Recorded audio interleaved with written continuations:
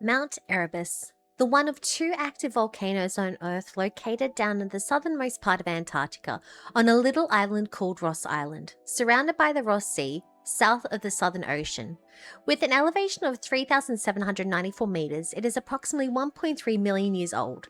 Quietly going through the motions of its lifespan for so long, it has been confirmed by geologists to be Antarctica's second highest mountain at 3,794 meters, or 12,448 feet, with Mount Vinson being the highest, recorded at 4,892 meters, or 16,049 feet.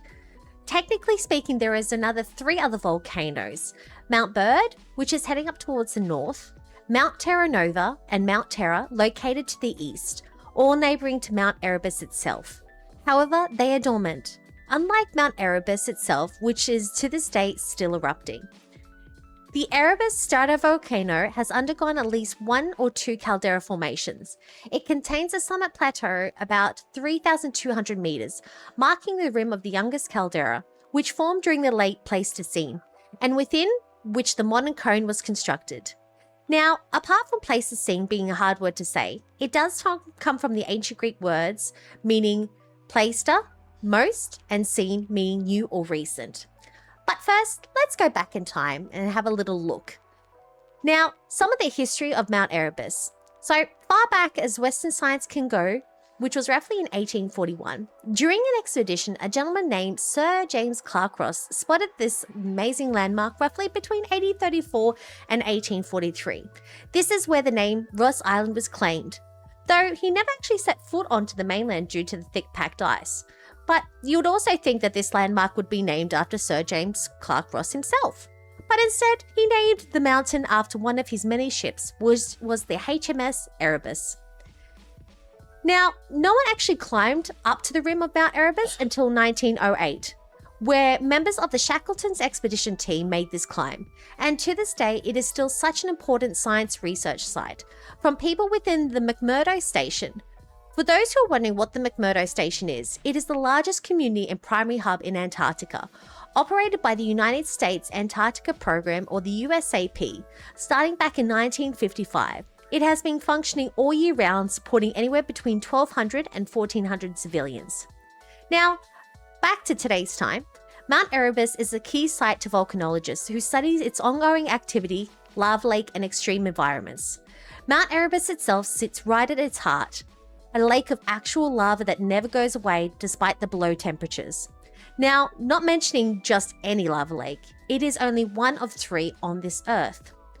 Although Erebus is perhaps in among the most inhospitable and remote locations of any active volcano in the world, it is relatively well monitored. The Mount Erebus Volcano Observatory, or MEVO, run by the New Mexico Institute of Mining and Technology and the National Science Foundation, operate regular field surveys and measurements from the McMurdo Station. There is even a webcam located on the rim of the actual crater itself, with satellites also monitoring the CO2, SO2, and any other gases emitted by Erebus, which influence the Antarctica's atmosphere, which is most particular of importance to global climate itself. Now, tucked away in the inner crater, nearly 3,700 meters above the sea level, the pool of molten rock reached temperatures anywhere between 900 to 1,130 degrees Celsius, which is equivalent to 1,652 to 2,066 degrees Fahrenheit. With the lake itself always moving and changing, sometimes even spanning 40 meters across to then shrinking to under 20 meters. Due to its ever-changing geological pattern, even NASA have conducted research here to simulate conditions for planetary exploration, for example on Mars. Having been under continuous observation since 1972 at the Mount Erebus Volcanic Observatory, documenting its daily activities, Mount Erebus is known for its regular strombolian eruptions, which mean that glowing lava fragments arch through the air in spectacular fashion. While ash clouds and/or lava flows can still also occur, these events are less common and are typically forecasted well in advance by monitoring teams. Now, onto the rock part of Mount Erebus. Some of the most interesting rocks are found here. Firstly, Mount Erebus itself is the only volcano to make the Erebus crystal, aka the anorthoclase. Now, anorthoclase is a sodium-rich potassium feldspar with a partial coating of kyanite, a hydrous sodium silicate. This is formed at Mount Erebus due to the lava lake having existed for at least 50 years. The lava is compositionally phonolite, equivalent to nepheline cyanide, which is an alkali-rich, low-sodium, fine-grained rock. It's the same rock type that constitute Devil's Tower in Wyoming, USA. An orthoclase itself is from the Greek words meaning not straight, a reference to its oblique cleavage. The other amazing thing about Mount Erebus is that the fact is the only volcano to release roughly 80 grams of real microscopic gold dust into the atmosphere daily. The gold particles itself, ranging from 0.1 to 80 micrometers, are crystallized from gas plumes that can be detected anywhere up to 1,000 kilometers away. Now, I've been asked by Kelsifer Duran in a previous video if obsidian or volcanic glass can be created from Mount Erebus, and the answer is yes, it can be found at Mount Erebus. Mainly in the jet black color form, researchers themselves have actually identified obsidian deposits, including a piece recorded up to 2 meters long.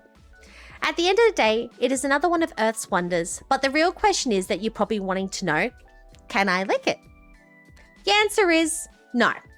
An orthoclase feldspar, despite being classed as non-toxic, is being a sodium, potassium, aluminium silicate base. It's nothing to make you very sick, but I would highly recommend not licking it. Not only is that, it is illegal to remove from Mount Erebus itself or Antarctica, of course, unless you have permission to do so. Well, that wraps up our video for today. Hopefully you've learnt something new. If not, maybe it has opened your eyes to a little bit more on some of the wonders in our world. In saying that, if you have enjoyed this content, I post regular videos here at least once a week here on my channel. If so, you'd like to suggest something or stay in the loop, just throw a rock at the subscribe button.